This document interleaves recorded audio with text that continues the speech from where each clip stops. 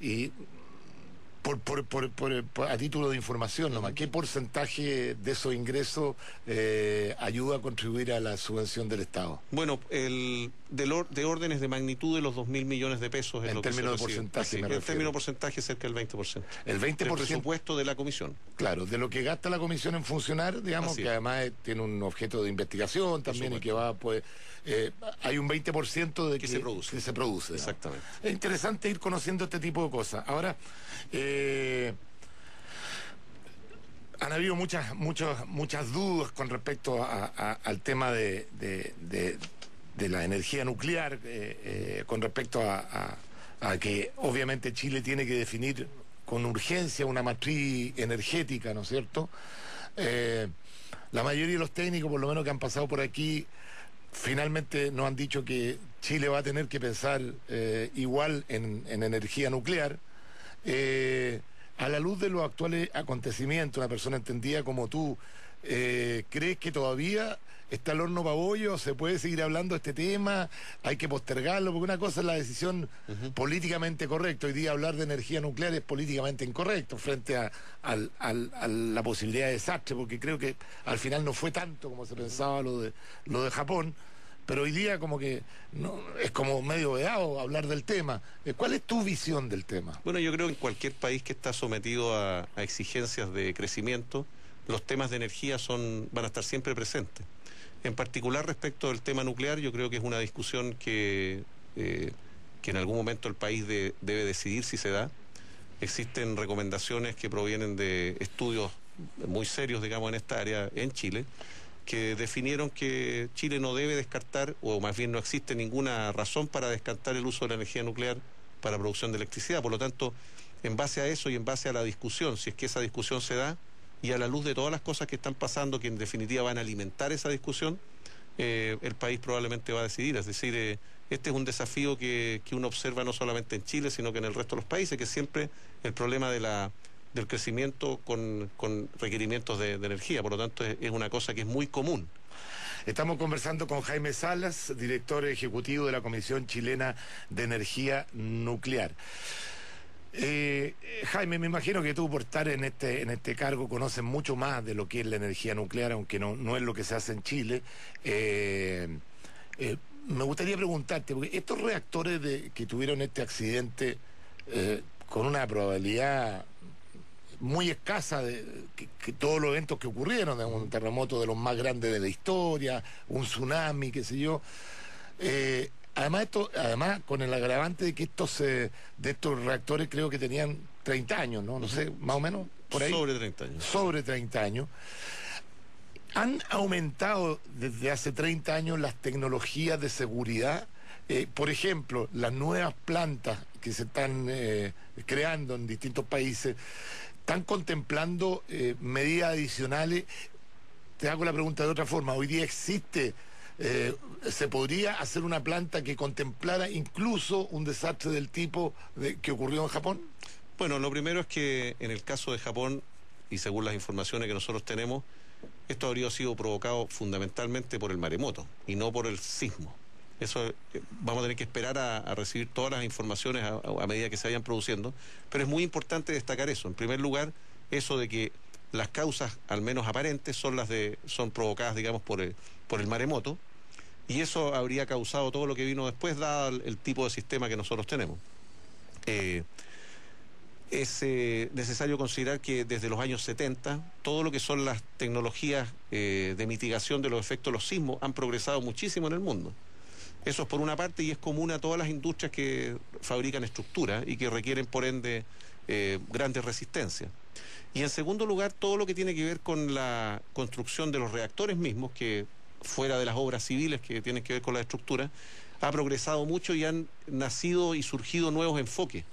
Y eso significa que se han incorporado más formas pasivas a la seguridad de los reactores, lo cual significa que ellas transcurren, o más bien ocurren, sin intervención del hombre. Eso significa que las cosas aprovechan fenómenos naturales, como es la convección del agua, por ejemplo. Cuando uno tiene agua caliente, el agua tiende a subir, lo caliente tiende a subir y por ende provoca una convección. y también los fenómenos que tienen que ver con la gravedad. Por ejemplo, las cosas tienden a bajar, obviamente, y no a subir, por lo tanto uno aprovecha esas cosas que son naturales para incorporar sistemas de seguridad. También producto de las experiencias que se han tenido en estos 30 o 30 y tantos años, muchas de esas experiencias, o todas en realidad, han sido incorporadas dentro de los diseños. Hay una retroalimentación muy rica en esta área, producto de la estructura internacional que existe y que obliga justamente tanto la de los países como la internacional a enriquecer esto y a generar lecciones aprendidas, lecciones que son incorporadas por los fabricantes y por los diseñadores. Lo peor que le puede suceder obviamente a un fabricante o un diseñador es que su diseño le falle. Y eso es la razón por la cual muchos de estos sistemas se doblan, se triplican, y ese es el concepto de la redundancia, o se hacen mediante diferentes métodos, que es el concepto de la alternancia, es decir, se utilizan sistemas diferentes y repetidos. La respuesta que me diste inicialmente, que esto no fue provocado por el terremoto, sino por el tsunami, es lo que sabemos hasta acá. Sí. La pregunta lógica es, bueno, ¿y para qué se hacen plantas cerca del mar? Y tengo entendido que es absolutamente necesario porque se necesita justamente el agua para enfriar estos reactores. ¿Se podría hacer un reactor con otra forma de enfriamiento lejos del mar? Por supuesto, digamos. ¿Pero que tendría que haber un río cerca? Claro, si en el fondo, en Bélgica, por ejemplo, una de las plantas que en algún momento se visitaron está al lado de un río. Y el río proporciona suficiente agua, era del orden, para 1000 megawatts eléctricos era del orden de 40 metros cúbicos por segundo. Si el río es capaz de proporcionar ese volumen, por supuesto, y existen muchas plantas que están ubicadas cerca de los ríos.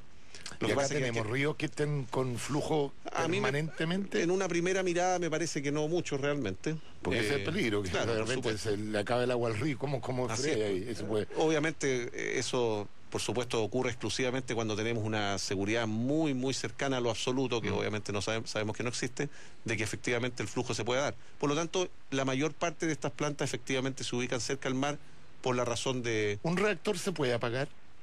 Por ejemplo... Estoy pensando en un río que tenía un flujo permanente y por cualquier accidente de la naturaleza paró el flujo del agua. Sí. ¿Se puede parar el reactor antes de que...? Realmente no. El problema, o sea, tú tienes que tener permanentemente el agua ahí para poder... Claro, a diferencia, es un poco este tema del calor que se produce en los reactores, un poco no es intuitivo respecto a lo que nosotros vemos normalmente. Cuando uno tiene ¿no es cierto? Y perdón el ejemplo, un carbón, digamos, que está en sus brasas, uno está acostumbrado a ver lo que se va enfriando en realidad. Claro. Porque no hay autogeneración de calor. En el caso, y eso es lo que estamos observando en Japón, en el caso de los reactores que ya estaban apagados, si los reactores se apagaron en el segundo número 1, están apagados desde el segundo posterior al terremoto. El problema es que siguen produciendo calor producto de las radiaciones que hay en el interior del reactor. Por lo tanto, es una situación en la cual permanentemente se va produciendo nuevo calor. No es que se... ¿Y cómo puede cerrar una planta nuclear? Cuando se ha liberado suficiente calor y ya está a una temperatura que permite, por ejemplo, y es lo que observamos en el reactor número 4, que yo creo que ya lo hemos visto mucho, que está en una piscina. Es decir, cuando el reactor ya ha perdido su calor residual, que se llama, que es el que permanece durante varios días, entonces recién se está en condiciones de sacar esos elementos, el uranio, y transportarlo a una piscina, y en la piscina entonces se deja durante muchos meses. ¿Y cómo, ahora al revés, para poder entender, cómo se mantiene funcionando permanentemente un reactor? Una vez que se va agotando el uranio, se le va poniendo más uranio, ¿no es cierto?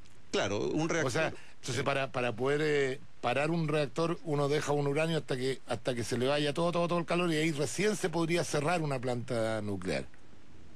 Más o menos así en términos generales. A lo mejor estoy cometiendo muchos errores técnicos, pero... La verdad es que apagar un reactor, si es que estamos entendiendo lo mismo, apagar un reactor significa detener la reacción nuclear.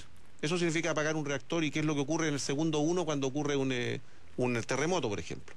Se apaga el reactor y significa que ya no produce nuevas reacciones, pero se sigue produciendo el efecto de la radiación que está anterior y que dura muchos días y hasta que se enfríe. Pero una planta entonces se puede cerrar, digamos. Una planta, por supuesto que se puede cerrar, por supuesto. Se toma el material, se almacena en general en piscinas, donde puede transferir su calor al agua fácilmente. y se almacena y se deja ahí, digamos. Por supuesto que se pueden cerrar los reactores. Bueno, yo creo que hemos tenido una clase magistral con nuestro invitado Jaime Sala, director ejecutivo de la Comisión Chilena de Energía. No sé si los auditores quieren hacer alguna pregunta, sería muy importante para nuestro programa, saber si quedan dudas. Yo por lo menos me quedó claro qué es lo que tenemos en Chile.